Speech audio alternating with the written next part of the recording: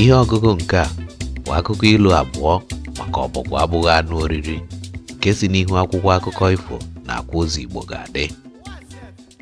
Egbe zipụrụ nwa ya ka o were aka ya gabute anụ ọ ga-eri.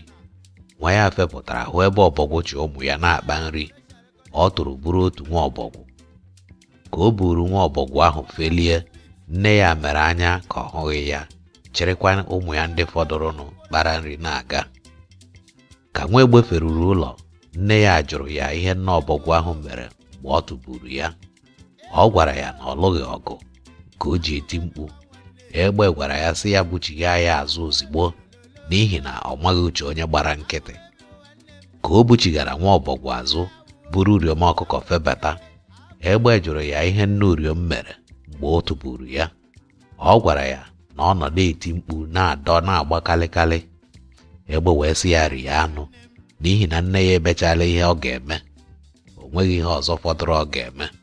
Mgbe ahụ ka ọ gwara ụmụ ya na nwa ọbọgwụ abụghị anụ oriri n'ihi na amaghị uche onye nya aba asụ nri. Igbo ga-adị. Abụ m Maazị Emeka Agbaka, onye isi Igbo ga-adị.